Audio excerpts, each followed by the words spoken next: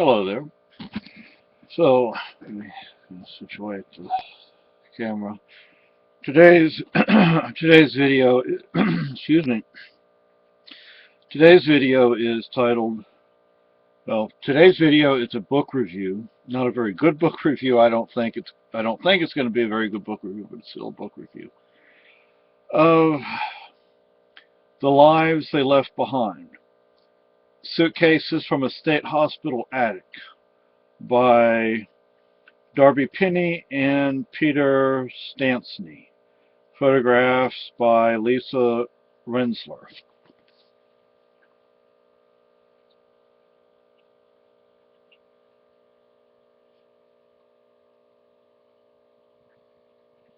Okay, now I guess I should have put some glasses on before I started this so I could flip through it.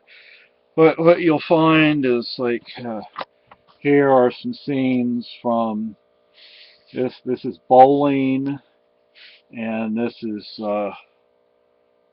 painting or drawing. That's from one. There's journal entry.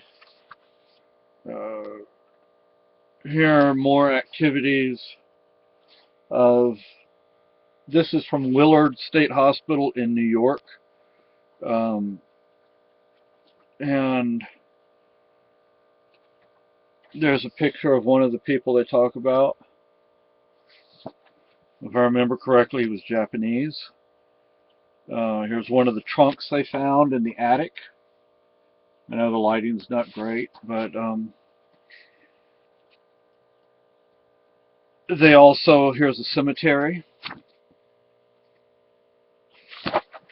The authors, what they basically do is go through and give biographies of several people from Willard State Hospital out of New York. And what happened was they were, if I remember correctly, they were closing down a building. I guess they were going to demolish it. And they were able to gain access to the attic. Someone had informed them that there were suitcases and trunks and bags in the attic that had been left behind by these patients. Not really left behind by the patients so much as the hospital personnel just left them there. And they were able to gain access to those containers, and they were also able to gain access to patient files. And sometimes, you know, there's not anything written about a patient for several years. And in some cases, it seems the patients, their biggest problem was the language barrier. There were several people who were immigrants. And one man, he was a Christian. He was a religious person.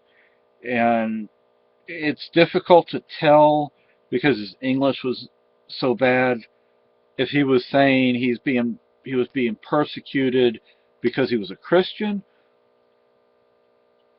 or if he was trying to say he was a god. But the hospital staff took it as if he was saying he was Jesus. Even though if you read through it, it doesn't quite sound like what he was saying.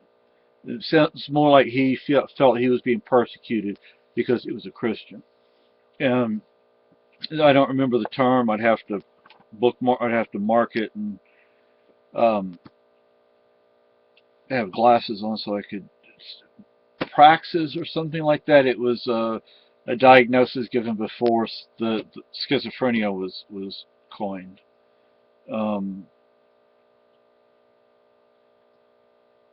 And you know, these patients, they didn't want to be there. In some cases, they had no problems, no issues. One of them got mad or something. Uh, did any of them have paranoia? Yeah, a few of them did. Now, if you're in a state hospital and they won't let you out, of course you're going to feel trapped, and you're going to feel like people are out to get you because they won't let you go. Of course, they're trying to keep you there, even if you don't need to be there. Now, the sad thing is we seem to have gone from those days where all it took was a psychiatrist saying, yeah, you're crazy, you need to be here, and you're stuck there the rest of your life, to today where there, in many cases, is no treatment. There's just no treatment for people. Treatment is out there, it's available per se, but people cannot access that treatment. Um, it's like we went from one extreme to another extreme, and that's very sad. Now, this is a rather personal story for me, a personal book for me. Let me say that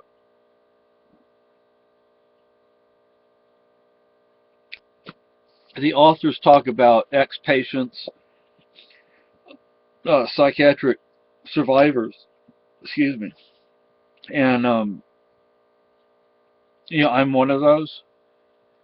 I mean, if you knew the abuse that I went through, but anyway, the problem is, it seems like these organizations, these ex-patient organizations, all seem to go back to Scientology and their Citizens Committee for Human Rights, I believe it's called. You know, that's problematic. That causes me great concern about the authors and what the authors are trying to say and do with this book. Now, there is one organization that's referred to in here that I don't necessarily have a problem with. I don't know much about it, but it's people who have schizophrenia, who hear voices, who it's a peer support group. People they help each other out on dealing with the hearing of the voices. That, I think, is a good thing, but does that go back to Scientology? If it does, then there may be a problem there. But so that being said, always research organizations before you and find alternatives to organize. Like, don't go to AA or NA because those are religious cults, and they have lots of front groups. AA, NA, all the various 12-step groups are front groups essentially for AA, and it's a religious cult. You don't need it. There are better alternatives out there, far better alternatives. And those of us who left such cults, we're not in prison. We're not in the insane asylum. We're not dead. We're actually doing better having left. So anyway, I grew up in institutions, youth treatment facilities, whatever you want to call them. And the first place I was in a state hospital, but not in New York. It was in Texas. And the abuse was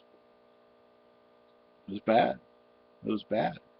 And that abuse is still going on today.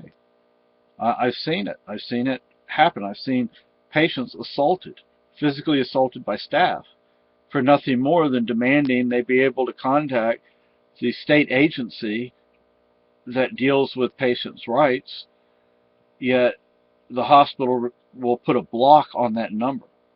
And then the patient stands up and says, I demand my right to talk to these people because I feel my rights are being violated. Oh, that's all the person did, and the person got slammed to the ground, put in restraints, shot up with some sort of drug, and was in restraints for like 2 days. All for wanting to call that agency.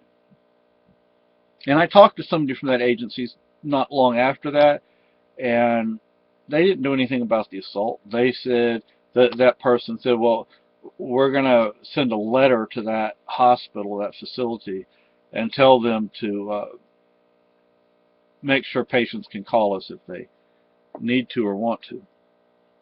Now, did the hospital actually do that? Probably not. Was the letter actually sent? Who knows? But I've seen a lot. I've experienced a lot. And could the book have been better? Yeah, it could have been better. But it was good. I mean, I would recommend it. Um, I would. I mean, it wouldn't be on the very top of any reading list, but I would recommend it. And I was in quite a few of these places, and there was abuse in all of them. Although there was one particular facility that was better than the rest, and the abuse was not by staff; it was by a particular patient. Um, there's physical abuse, verbal, emotional, and sexual abuse that go on in these places. And I don't think people really realize how bad it can be. But like I said earlier, we've gone from one extreme to the other. At one point, I wouldn't say what they were getting in the hospital was very good treatment. If it was, they were getting abused, they were being held captive, they were in some cases being made into slaves by having to work without pay for the facility, and the facility they didn't even want to be in.